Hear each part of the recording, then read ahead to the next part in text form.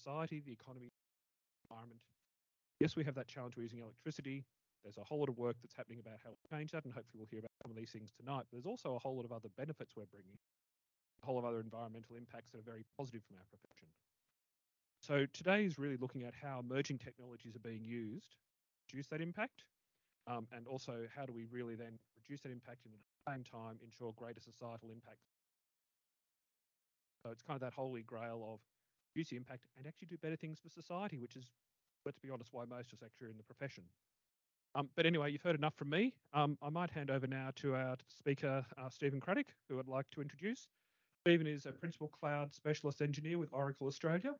Has very kindly agreed to join us this evening and put up with my bad dad jokes, which you were here too early. My apologies in advance. Stephen's a Cloud Engineering Specialist for Oracle. He's based in Canberra, but active across Asia Pac, Australia, and New Zealand. His previous 5 years at Oracle was a cloud architect, so sorry, not everyone can be perfect if you're an architect. And he was responsible for a broad range of technologies in the cloud and is now focused, however, on developer-centric tools and strategies with Oracle Cloud Infrastructure. If we all think about where we are for a moment in Canberra, how many of our agencies and departments do not use Oracle Infrastructure? Probably count them on one hand. And I'm guessing that's only because no one knows what's in the building. So really driving a lot of what we're doing in Canberra. Prior to joining Oracle, Stephen was a Java developer. For as long as the platform's been publicly available, still prefers IDEs to whiteboard. Okay, that's just getting sad now. In which case, look, please, I'd love to welcome Stephen to the stage, and I'll sit down and be quiet. Thank you. Thank you for the lovely introduction. It's not often people clap when Oracle walks into the room. It may be because I'm a walking billboard for Red Bull. We do have a race car now, and I'm going to be referring to that a little bit during the evening presentation. Can you hear me okay online? Awesome, thumbs up.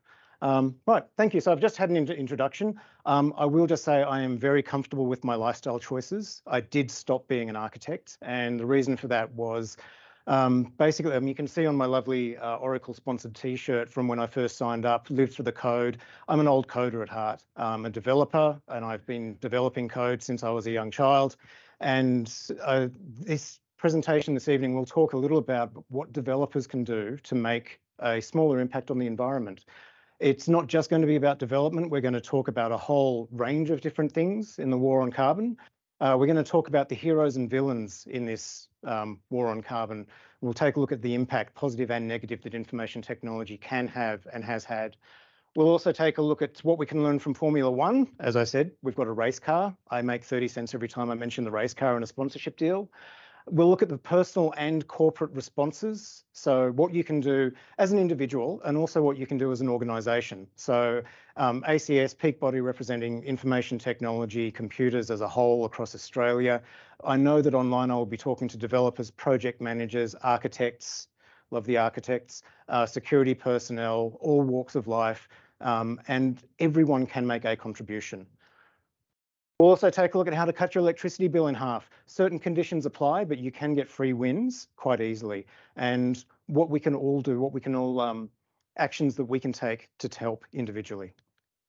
Right, so the winners and losers of COVID. Well, there was one real winner, and that was the environment. And when we take a look at the number of cars which were taken off the road during COVID, there is no doubt we had a massive impact on the environment and saving carbon from going into the atmosphere. How did we do this? Well, we stopped going to offices. We went online, we used Zoom, we used Slack, we used email, we used Messenger.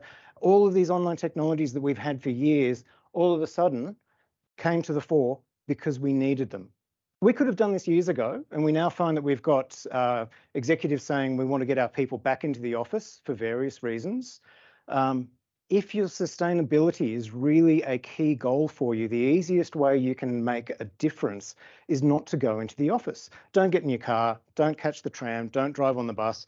Keep your slippers on and walk from the kitchen to the kitchen table where your laptop's set up, and you will make a positive impact on the environment. Well known, well proven. Now, around at the same time as the, I'm sorry, I've lost focus of the mouse. My clicker's stopped working. And my clicker's back.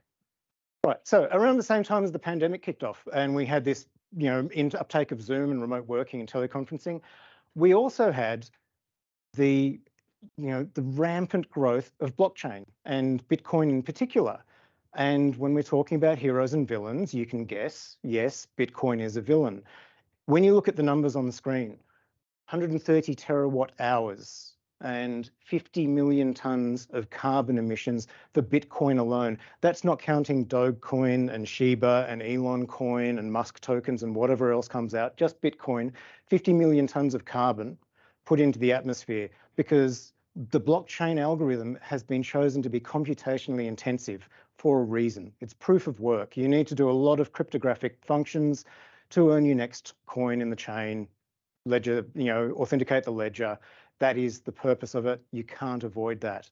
That's the equivalent of the diesel fuel emissions for the US rail network.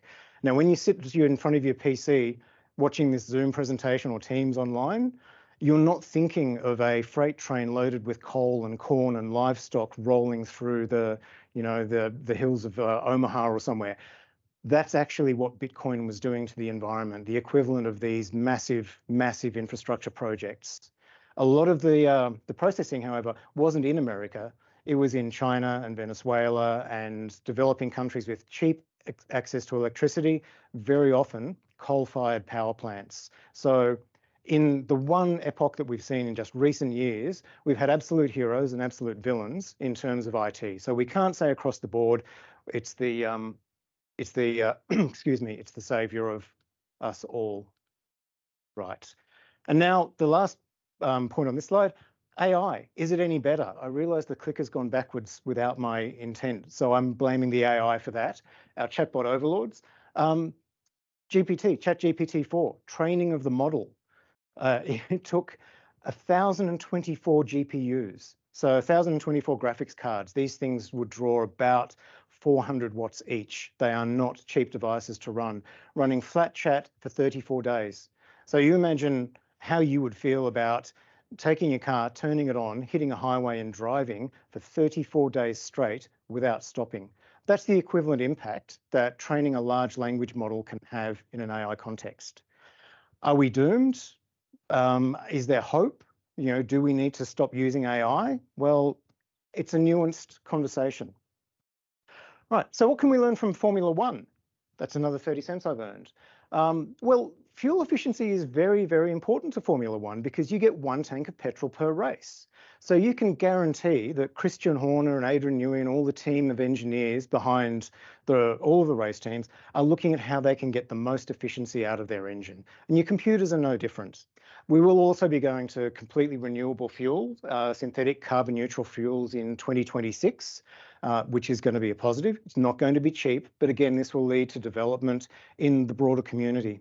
A lot of technology like KERS, the Kinetic Energy Recovery System from Formula One, has found its way into the Mercedes S-Class that you can go down and buy these days. So there is an engineering benefit to society from sports like Formula One. The picture with the car that we've got here, this is actually the RB18. It's last year's car. We're currently racing the RB19. The thing they have in common, both of them, is that they have Honda engines. And Honda was founded by a gentleman called Soichiro Honda, the company which went on to become the Honda Motor Corporation, founded in 1946, close of the Second World War.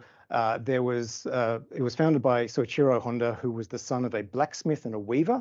And as the son of a blacksmith, he spent a lot of time in Dad's workshop when he was young, and his dad would be repairing motorcycles and push bikes. And from that, he developed a passion for engineering and welding and manufacturing steel and going fast on motorbikes. So he had a very strong passion for racing motorbikes and spent time on pit crews and racing his own bikes when he was a young man. And that founded his racing philosophy, which he brought to the Honda Motor Corporation later in life. Now, when we talk about a philosophy, it's something which goes through everything you do. One of the things that he would do after a race would tighten up all the bolts, all the nuts on the bolts on the motorbike. And any part of the bolt which was overhanging the nut would get filed back so that you don't have bits of bolt hanging out. Does a couple of things, lowers the wind resistance, saves a bit of weight. How much weight? We're talking maybe 100 grams for a bike which weighed 150 kilos. Is that significant? Well, when you're doing lap after lap and you're burning fuel and you're maintaining your tires, it can become significant. But the most important thing was For Soichiro, it became a philosophy. So it was embedded in his way of life and his way of engineering. And the story, if you take anything away from tonight, particularly as a developer, is keep only the useful part of the bolt. And you can see on the screen, we've got 2 bolts here. This part is doing nothing. We don't need it. Let's just remove it. I actually filed back one of those bolts. It took a lot of effort, trust me. Bolt technology has come a long way in the last 70 odd years. All right, so show of hands in the room, who would be interested in saving their electricity bill by cutting it in half? I will assume everyone online has just done the same thing.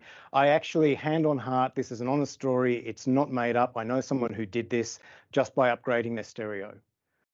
And the look of disbelief on the faces in the room is appropriate, but he was, I'll put this politely, he was an audiophile, very passionate about his sound system, had a valve amplifier. It was a beautiful amplifier. You turn it on and it would glow, but you needed time for the valves to warm up. And when it was running, it took a fair bit of power. Now, when he upgraded to solid state, so a modern transistor amplifier, electricity bills reduced by 40%. And when he told me this, the look of surprise on his face was pretty much the same as everyone in the room when they said it. And he said, I never thought it would be that much. I knew I could save it, but I never knew how much because he had never measured. Okay, so another thing that when we're talking about sustainability, the starting point is measuring. If you want to know how you can do better on your electricity consumption, you need to know how much you're consuming. You need to know what's consuming in your environment, in your servers, in your home, your desktop computer, your laptop. Any gamers in the room who play video games, do you know how much power your computer's consuming when you're online playing Fortnite, or how much the PS5 draws? Just hold your hand over it when you're in the middle of a game. You'll feel the warmth coming off it. Modern systems will draw 400, 500 watts. And when my computer's sitting idle, I know it's drawing 100 watts of power because I've got a very fancy little light up sign on the side of it that tells me exactly how much my power supply is drawing. It was a little bit surprising, a little bit of a novelty. I'm actually quite glad I invested in that when I was upgrading my PC. And speaking of upgrading PCs, can we get wins just by upgrading? Well, yeah, this is actually one of the niceties of being green. If you upgraded from a hard drive, the old spinning disk solid platters, to an SSD, your power consumption went from about 9, actually up to 15 watts on the larger 7200 RPM disks, down to 0.6 watts. And as time goes on, our power consumption for these disks is going to diminish. It'll get lower and lower and lower as the engineering gets better. If you look at the size difference between the big clunky old magnetic hard drives and modern M.2 SSD drives, they are a fraction of the size, a fraction of the weight, and a fraction of the e-waste. So the decision you need to make when you're upgrading for the sake of saving the environment, and please justify your PC upgrades using your environmental credentials. I absolutely endorse that. If you need to convince anyone, why are you spending another $1,000 on hard drives? I'm saving the planet. Okay. And you are actually making a difference. My old PC had 4 hard drives in it, and at about 15 watts each, that's what, 60 watts of power. And if I left that running, I've got a 60 watt light bulb hanging over my desk just for the hard drives without even looking at the CPU. So we get these nice upgrades for free from time to time. Of course, the cutting edge of that is that we do need to reduce the e-waste. So there are parts that you'll want to upgrade and parts that you'll want to retain. And again, you start by measuring. You look at what's burning, so, in your home system, in your data centers, in your enterprises, depending, of course, on your role. Now, I'm from Oracle. I can't come up here and not mention our cloud. I'm not trying to sell anyone any products. We are talking in general terms about cloud computing here, but as a disclaimer, yes, I do work in the cloud business, and I absolutely love it, because when I was growing up as a developer, I distrusted any computer I couldn't hit the reset switch on. I just did not want to have a bar of it, because I know how bad some of my colleagues' code were, and I wanted to hit that reset switch. I've had a complete about face. I love the flexibility of the cloud. I love the performance that it brings. I love the fact that it's somebody else's problem. That is always a really nice feeling at the end of the day. Can it help save the environment? Well, it absolutely can. And the question to start off is, do you have a power plant in your building? You might have a battery backup, you might have a generator for when the lights go out, but I'll guarantee you don't have a furnace burning coal, turning steam into electricity. You absolutely don't, because economies of scale and engineering, realities mean that you draw from the local power network. So why would you have a data center which has requirements of power and delivery and cooling and real estate, remembering that concrete in the walls of the buildings and the foundations is a major contributor to greenhouse gases? Well, it doesn't make a lot of sense. The old saying that there would be 5 computers, 1 in each continent, from, I think it was Thomas Watson. Yeah, I've got a nod at the back. It's actually becoming more true, because we've realized that the economies of scale of condensing our computing platforms bring savings economically, but they can also bring savings environmentally, because you can have one large optimized cooling system as opposed to one medium-sized cooling system in 100 different locations. We've got a range of other technologies which can also help with that, which is what we call cloud native technologies, like serverless computing. Has anyone in the room played around with serverless computing? I've got some shy nods, yep, and a hand raise. I'll assume that there are equally people online. Serverless computing means not that there's no server, it's not the matrix. It means that you do not own your server, you own your code. And when it comes time to run that code, you let your service provider take care of it. AWS have Lambdas, Oracle have cloud native functions, all the other providers will have their own versions. And what it basically means is you get a little bit of a trade-off in terms of startup time, but you don't have a web server or a database server or whatever it is sitting there burning carbon the whole time it's not being used. It'll only burn that carbon when it's being used. If you're in an Oracle center in Europe, it's not burning carbon because we're 100% renewable energy. Did have to get that plug in there. But a lot of regions do not have baseload electricity 100% renewal. It's still an issue for us. And every time you're spinning compute cycles, you're burning carbon. The other things that we can do are things like container orchestration technologies like Kubernetes, auto-scaling VM instance pools. And these are great technologies because, again, you've taken the responsibility of sizing your environment and you've handed it over to the hyperscale cloud provider. And what they will do is they'll say, well, we've got this pool of silicon and tin wrapping around that silicon. You just tell us what workloads you want. You tell them where, you tell them when. When an event comes along, Black Friday sales or something, all of a sudden you need more compute for your web server or your database or whatever it may be, you automatically scale up. You take that virtual machine image, you spin up another clone of it, and you run it until you need it. When you don't need it, the pool shrinks and that server goes back into an idle mode without you ever touching it. Now, again, most people look at this from a commercial perspective and they say, this is great, it's saving us money. And we get overhead, we can burst our workloads when we need them. It's doing the same thing for carbon. And interestingly enough, it's also doing the same thing for your security because you can't hack a machine which is turned off. So having workloads that you can spin up, spin down, dispose of, destroy easily is a huge benefit for cloud adoption. And lastly, we've got a concept of follow the moon computing. Has anyone heard of that? I will be surprised if you I know one hand goes up because I told Rob about this yesterday. Thank you from the peanut gallery. Follow the moon computing. So we've got a concept in Oracle and a lot of service providers of follow the sun support. And what that means is your server goes down at 2 o'clock in the morning, you pick up the phone and you call someone, I'm not answering it, it's 2 o'clock in Canberra, I will not have my phone switched on or it'll be on silent. So that gets routed to Romania or Ashburn or Phoenix in the United States, wherever the sun is up, so that we have a workforce which is working standard working hours so that they can answer the phone wherever the sun's up, normal working days, no penalty rates, you get to see the sun during the day. Very, very positive. Follow the moon is the inverse of that. So imagine I'm working on a crash test model for a Nissan Leaf, and I want to do some simulations of running this car into the wall. They're computationally intense. I'm going to do this when I'm at work so I can see the results of these simulations. Why am I running those simulations, which are taking a lot of power to run, in Australia while I'm in Australia? Do I need to? All that's doing is adding to the base load of a power system which is already at almost peak during the day. If I can run that simulation in Singapore or New Zealand after they've gone to bed, or another region where they're not at peak power, what we do is we flatten out that power distribution curve. We also flatten out the requirements for the infrastructure, the cores of our CPUs, the storage that you're actually running that on.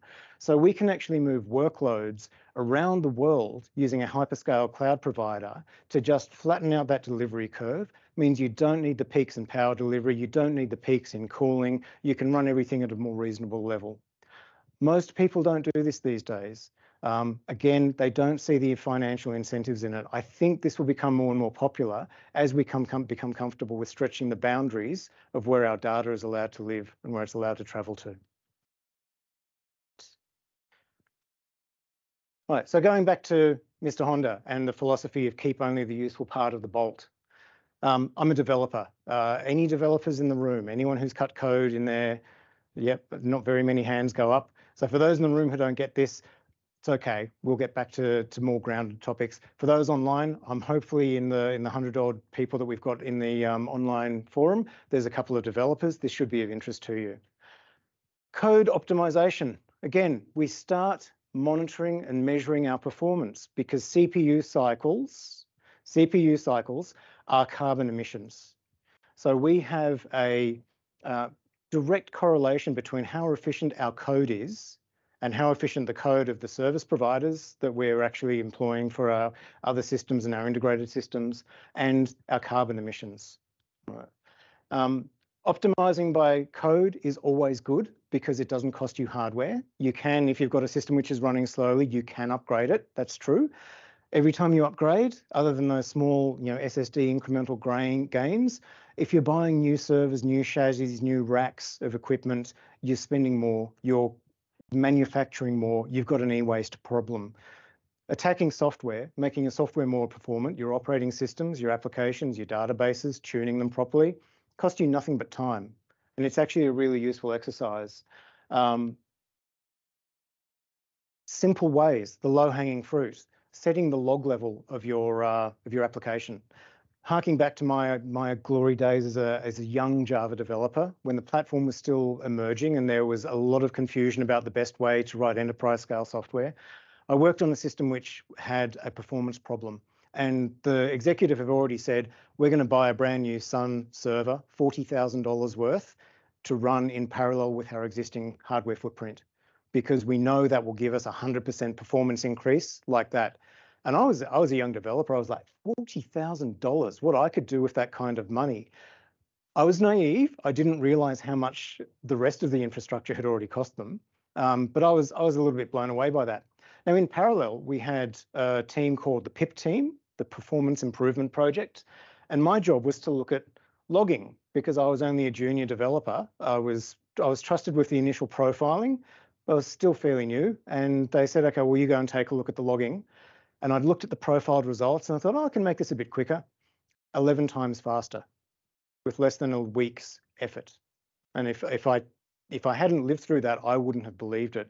The logging subsystem of this application was so atrocious that it was costing, 11 times our performance. When we got rid of that logging, just turned it off, threw it in the garbage, we didn't actually do anything clever by setting runtime log levels and stuff like we would today. We basically reduced 11 times or 90% of our power consumption just by improving the logging. The same can be said for your data estate. If you're storing masses and masses of data online, just because we might need it, then you're burning storage, you're consuming cycles for processing it. If you've ever actually worked with a large web-based system, there is an incredible amount of processing and taking a request from a web browser and just routing it in an understandable format to a system to do something with. All the character set encoding, the XML marshalling, the JSON and the marshalling and unmarshalling, it takes a lot of effort. When we're logging these requests and response, again, we do a lot of processing that we might not need. So turn these things off when you don't need them. When it comes to a fault in production, you need the logging, well, make it dynamic, turn it on. Similarly with message payloads, I've seen companies with gigabyte XML messages being shuffled around between systems. They only needed 3% of the fields in those messages. So again, they got a developer to spend a couple of weeks pulling this apart, and they got their memory consumption cut down by a quarter and an equivalent saving or an even greater saving in the CPU, which again is a direct reduction in carbon emissions. The best part of this exercise, however, is that you end up with better developers for it, like hand on heart. Now, you need to budget for it. If you're a development manager, if you're a project manager, you can start factoring this into your programs of work. And we do our analysis, we do our design, we do our implementation, testing, remediation, slot in some hours, a couple of hours for monitoring your baseline performance, and then looking for ways that you can improve that. Software development is a very messy process. It is difficult. I've done it for years. I'm not going to say it's an easy job. There's this opinion that everyone should code. No, if you can't handle frustration, please don't code. There will be times when you will be absolutely frustrated by these systems that you're building. It is very rewarding when it works, but it's a lot of effort. And that's part of the message. And when we say budget for this activity, if you are serious about sustainability as either an individual or as an organization, it gets back to the Soichiro filing the bolts. Make it a philosophy, make it a part of your operating practices and what you do, and keep only the useful part of the bolt. Now, continuing with the languages, the computing languages, we've only got one programmer or two in the house. Language of choice. Excellent answer. So the answer depends on the... Okay, so we've gone from two extremes, Python and Fortran.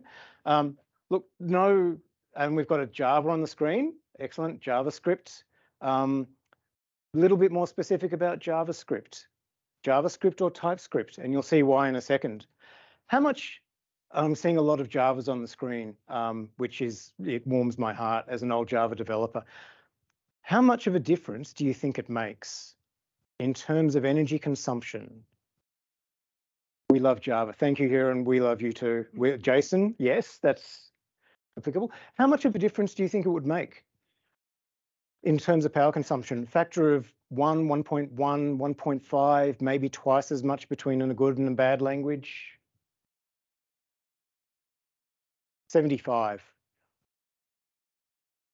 Now, this is not my work. This comes from a white paper. I've got the PDF listed as a reputable source. And what the table on the right shows is languages performing a set number of known tasks, sorting arrays, hash table lookups, list ordering, that kind of thing, and the energy that it took. Now, the white paper goes on in excruciating detail, but I've only got about 20 minutes, and I'll probably end up talking for 45 because I really like this slide. But if we look at the language, number one, C. C is a very low language. It doesn't have a lot of type safety. It doesn't have bounds checking on arrays. That was the most efficient in terms of power. If people were still writing in assembler, then I'm guessing assembler would have been the number one spot. Rust and C++, well, they're basically C clones with some, typing and classes around them. Then Ada comes in 1.7 times and Java is 1.98. So it's basically saying twice the energy consumption of writing this in C. Now, you get a lot of benefits with Java in terms of type safety, in terms of checking bounds of arrays. Min, thank you for mentioning GraalVM. You'll see why. Actually, I'll just go straight forward to that. GraalVM was notably absent. If I could hand out an award to Min, he'd get one for pointing out that GraalVM does ahead of time compilation, which would get us very close to the performance of C and still have the type safety of the Java platform. But as we look down this, we can see that some languages do perform better than others. Java and C# are very close in their nature architecturally, yet Java still uses a lot less power than C#. And Python, we see down the bottom, at about 75 times the power consumption of C for the same task.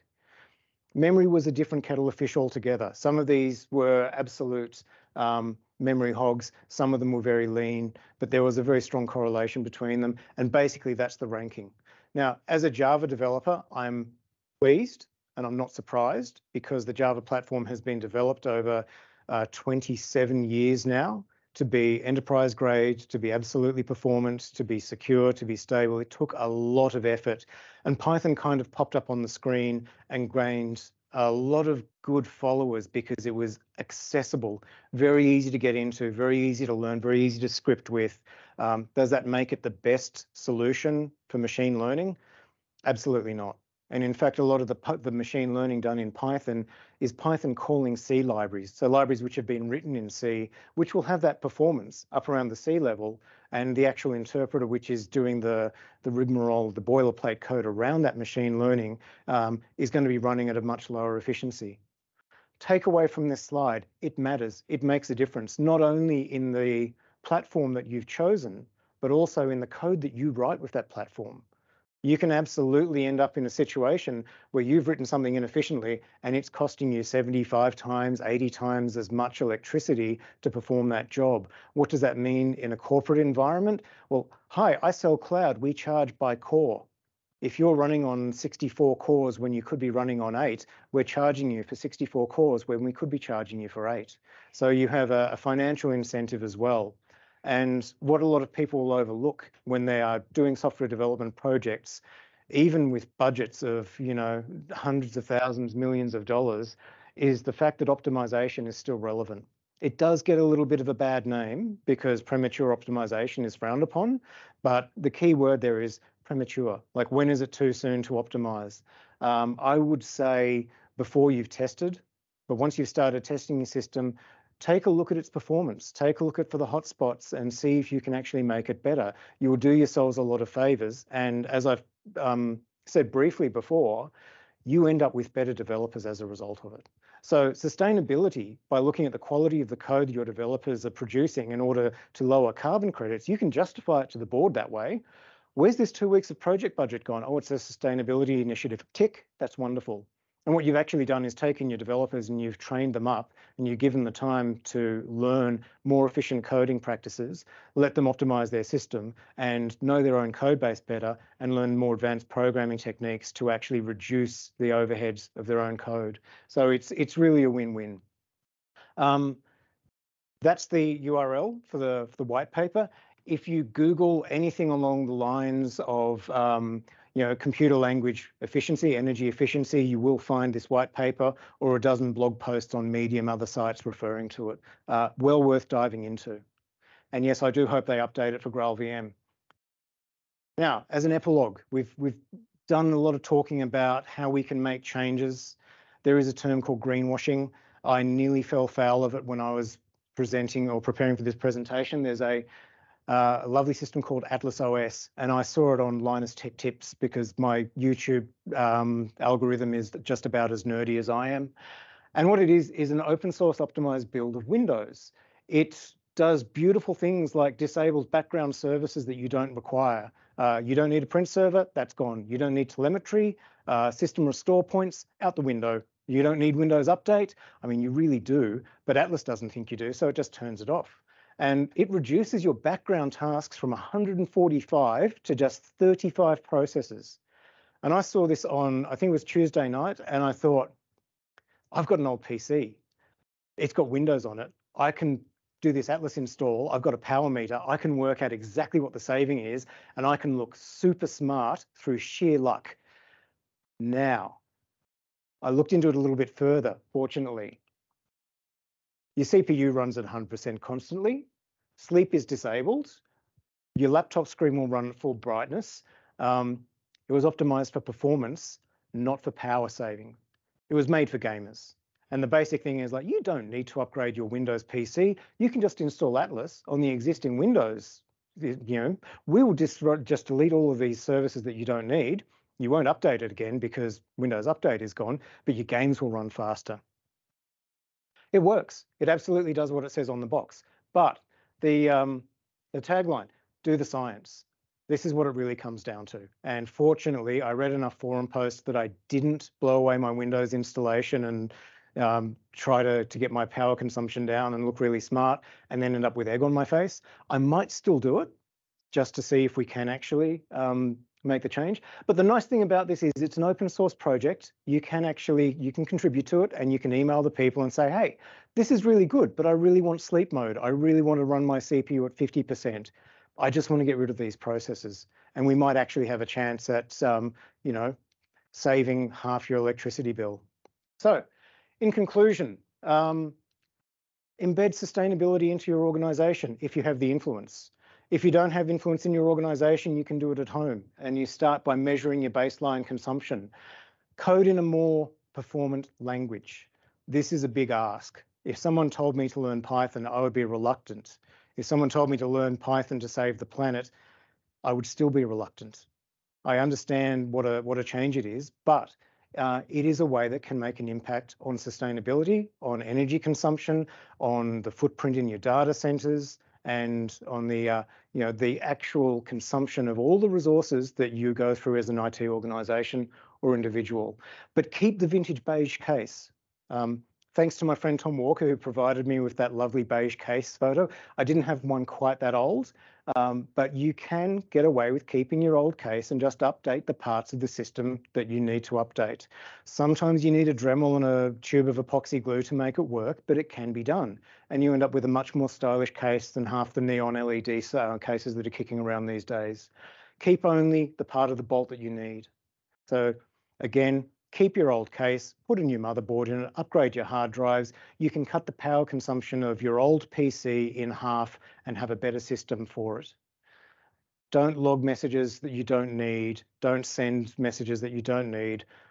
Watch YouTube at 720p instead of 4K. All of these things absolutely make a difference to the consumption of electricity in your systems. The more work you do, the more carbon you're putting into the atmosphere. Don't hang on to idle hardware. So if you're an architect, take a look at cloud. I know it can be scary for some people who are set in their ways, but taking a look at cloud or even on-prem services which can scale your hardware and put it in pools and turn it off when it's not being used, again, makes a difference. And like all the problems that we face with energy consumption, go solar. Turn it off when you're not using it. Invest in green energy plan for your home. There's a lot of stuff that we can do in addition to the low down tech nuts and bolts things that we've talked about today, particularly the nuts and bolts. I do not, however, expect anyone to go to their car tonight and file back any bolts. It will probably void your warranty. That is not endorsed. Adrian Newey and Christian Horner can do that on their carbon fiber cars with complete safety because they're qualified experts. Well, that brings me to the end of the presentation. So we now have time for Q&A from anyone in the room, or I believe the questions. Will this mean that crypto mining will affect, I couldn't quite see the whole question, but I believe the question is, would crypto mining affect the climate change? Yes, it really does. Now, there are a couple of changes which have happened in the crypto space in general recently. Ethereum went from a proof of work to a proof of stake regime. And what that basically means is instead of getting you to mine cryptographic algorithms, so doing hashes of large prime numbers and doing a lot of work, consuming a lot of power, Ethereum said, well, that's not really efficient. It is kind of killing the planet. We're going to move to proof of stake, and we'll let you sign off entries in the ledger so long as you've got enough coins to do so. That brings in its own problems because we can have people who own 51% of a blockchain because they own that many coins will just sign off anything they want in the ledger, and that's a really bad situation. That undermines the whole validity of it. So this is why proof of work was so appealing, because it was hard. It was the nature of blockchain and Bitcoin in particular to consume a lot of power. There's a follow-up question from Min as well around what your thoughts on quantum computing, how that will affect. Right, quantum computing. It's very interesting. It's very exciting. It's the next quantum. To use that word, I mentioned quantum change previously. Now, quantum doesn't mean very small. Quantum means a step. So if we're taking a look at analog scales, they're very smooth and they go up imperceptibly. Quantum means step. When you're talking about quantum physics, it gets confusing because it happens at very low levels. But an electron is in one orbit or another orbit. They have very defined energy states. They jump between them. They don't float up and down. That's what quantum means. Sorry, I know I'm a little bit off topic there, but it's important. Excellent. Then why were you shaking your head? PTSD from the old lecture halls? Yeah.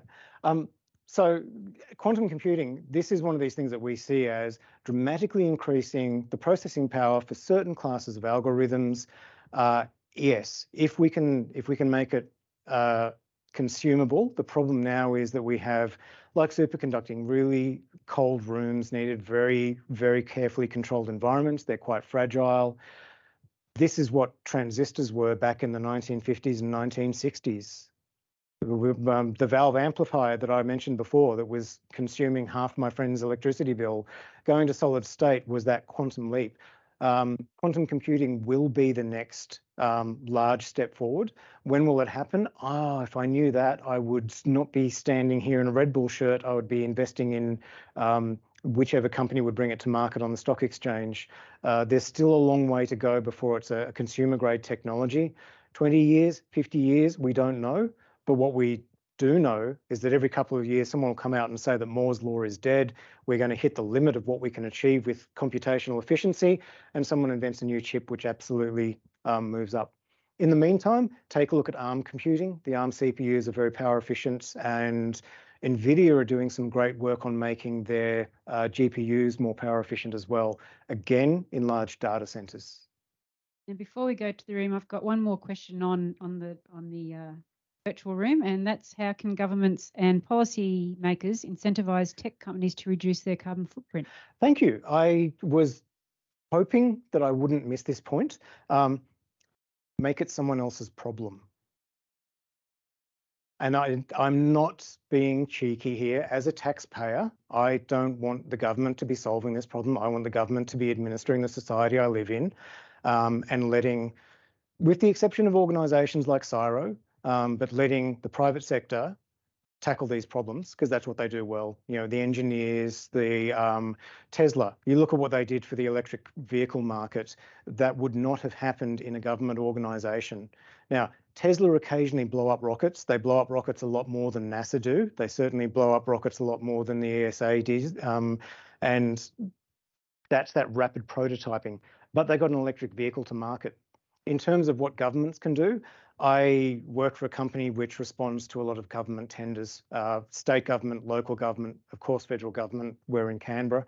And we recently had a tender request go out, and one of the lines on it, which completely stumped the cloud architect, was, what would be the approximate carbon emissions of your solution? And in that one sentence, they made it Oracle's problem, and AWS's problem, and Microsoft's problem, and everyone else who will be bidding for it. Now, what that means is, if we want to play the game with government, we want to earn their dollars, we need to earn their respect, and we need to take a look at our sustainability. And I won't speak for the other cloud providers, but I know 100% of the electricity used in Europe in Oracle's data centers is renewable. There's a lot of hydropower, there's a lot of solar, there's a lot of battery installations. We are making steps in the positive direction. Our aim to be 100% net zero carbon is 2050. It's a big problem. Right? It is a huge problem in terms of the net zero. So a lot of people talk about 2020, 2030. Well, 2020 came and went, and everyone who had the fridge magnet with, you know, carbon free by 2020, they've taken that off the fridge a long time ago, because it is a huge problem. But by making it a requirement to do business, by legislating, and also by encouraging and supporting people and rewarding them for taking the right steps, that's a huge step. But I will go back to that, make it someone else's problem. The government can incentivize private industry, private citizens, rebates for solar on your house. Do the same for your data center.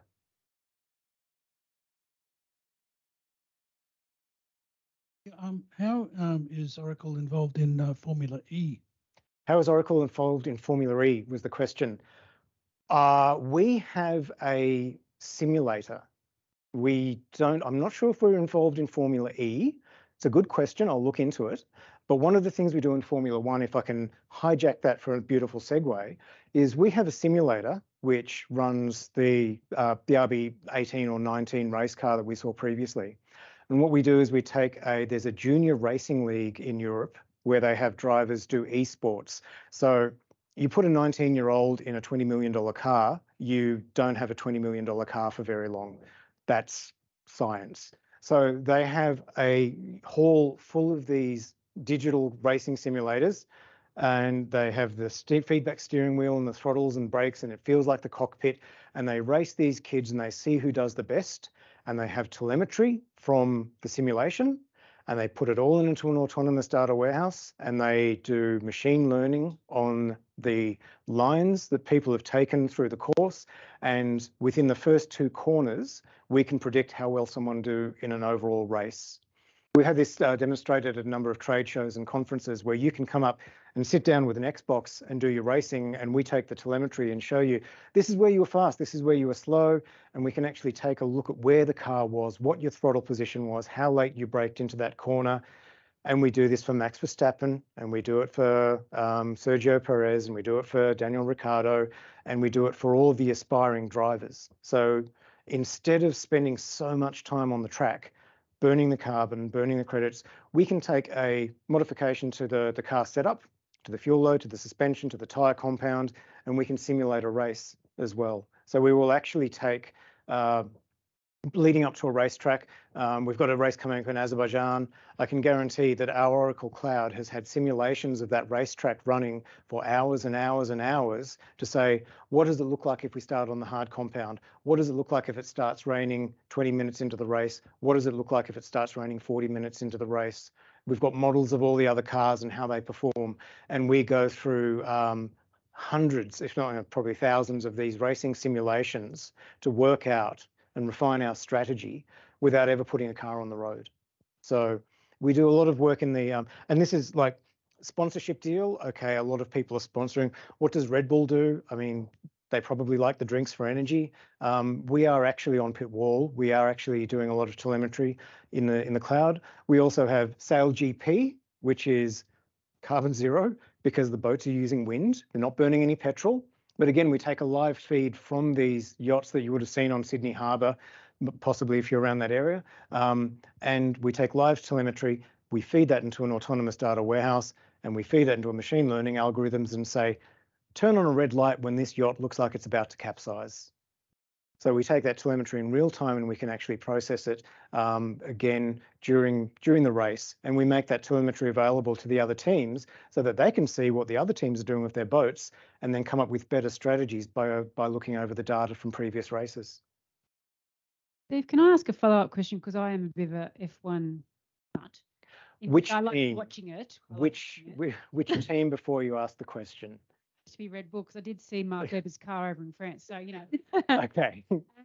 So, one of the things around technology in motor racing and everything, it does have an impact on street cars in future years. Has there ever been much around or I guess the calculations around the environmental benefit that, what you're saying there, all the simulations and how people drive and like moves into cars into the future? Yes, and it shows up in the showroom. Like that's the real thing about Formula One. And people often ask, why do people invest in Formula One?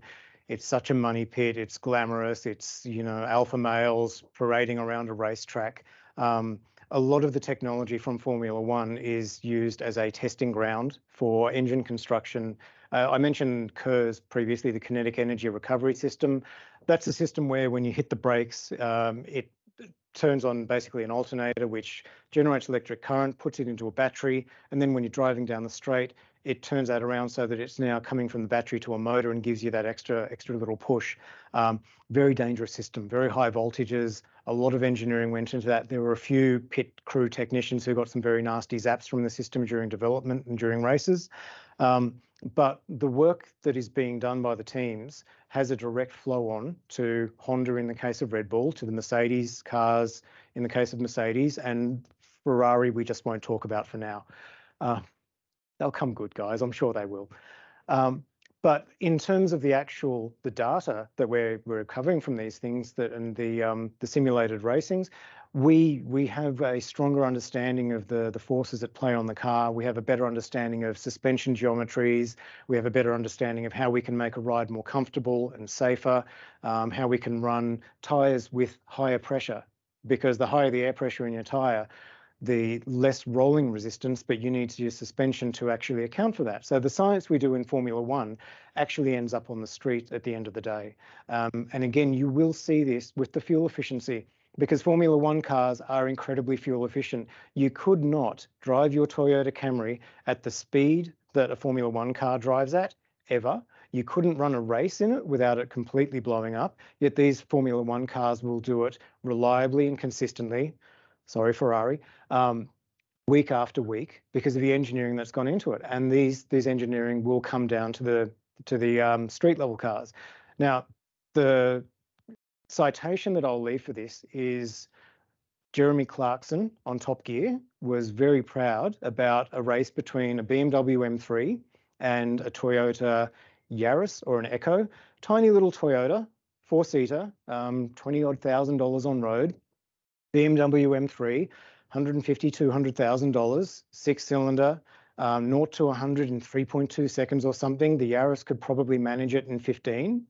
And they did a fuel efficiency test. And what they did was they took the Yaris around the track and they had the BMW follow it.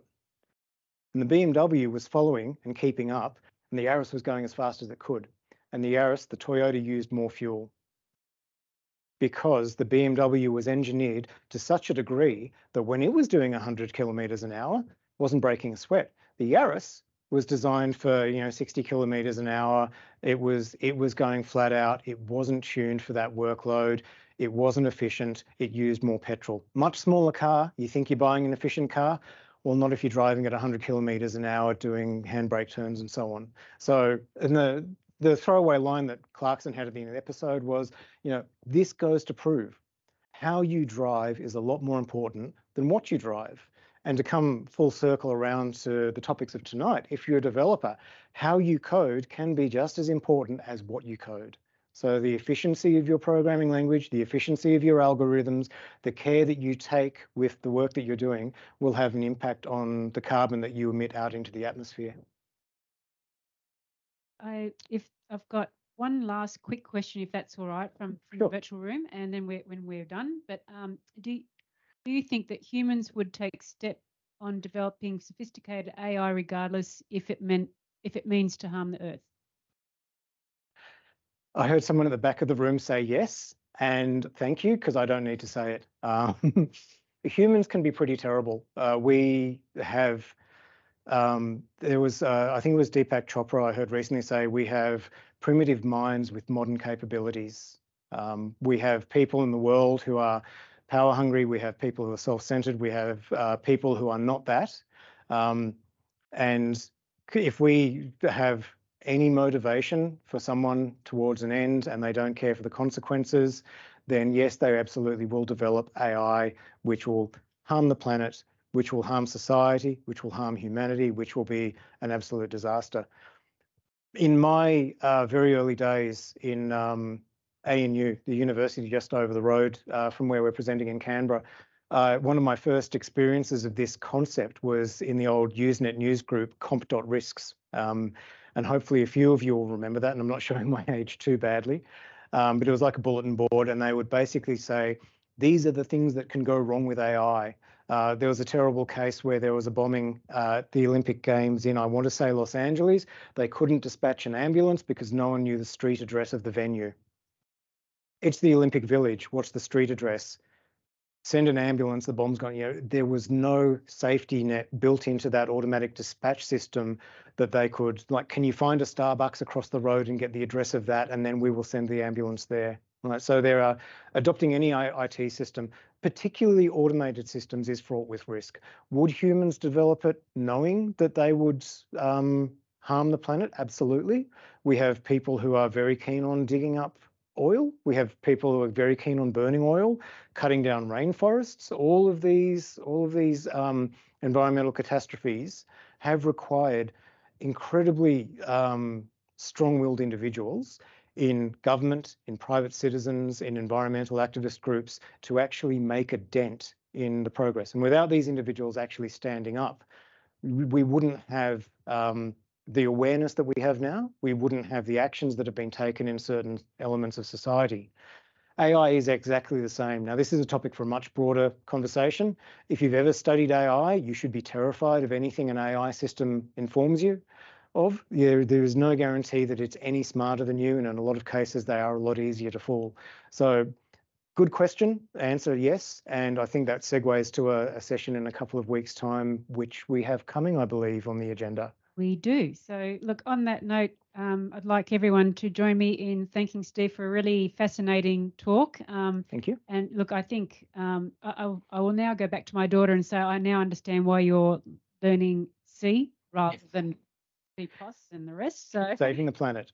saving the planet. So that's great. So look, everyone, please join me in thanking Steve for his webinar. Thank you all. Small gift. Thank you so Thank you much. so much. So I'm just going to do a final wrap up for everyone. So for those who do not know me, I am Dr. Vicky Gardner and I am the Canberra branch manager. Hi to everyone on the virtual room. I hope you really enjoyed tonight's seminar.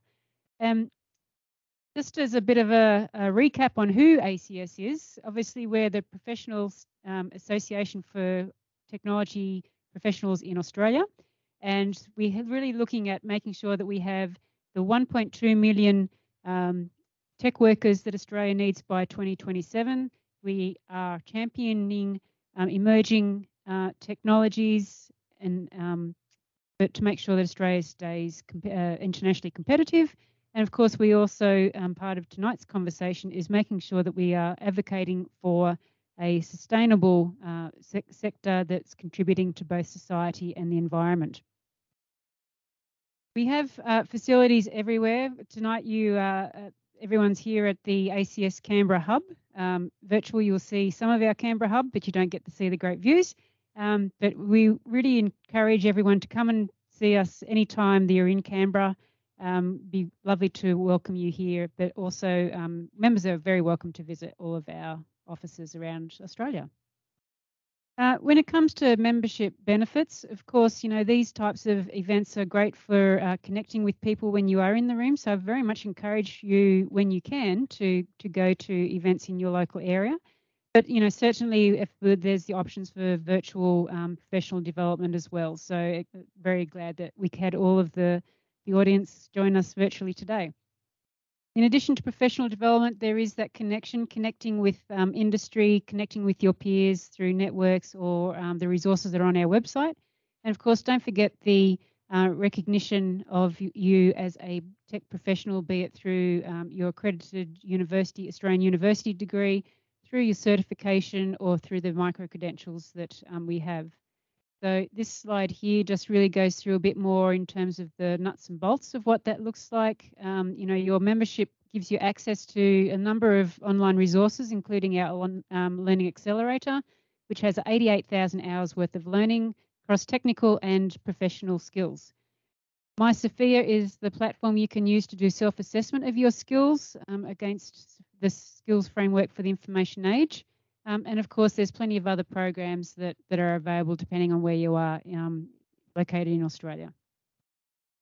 In terms of upcoming events, and that was a great segue, thanks Steve, to our event here in Canberra next. It's all around generative AI, ChatGPT and beyond, and this will also be a hybrid event. So everyone on the virtual room, very welcome to join us again. But that's on the 9th of May, so get in quick. And then, of course, we've got a couple of other things. If you're looking at applying for skilled migration, we have regular seminars or webinars on that pathway where you can ask all your questions. And on the 11th of May, we have Industry Insights, which is a virtual event as well. So, as I say, come and visit us at the Canberra Hub. We love visitors. We've got great coffee, but very much more importantly, we'd love to be able to connect with you and help you connect with your colleagues in the Canberra region. And last thing that I will say is your feedback is really important to us. It helps us to determine how to improve seminars and professional development, make sure that we are providing topics that are of interest to you. So we'd really love to have your feedback, please, which would be fantastic. So on that,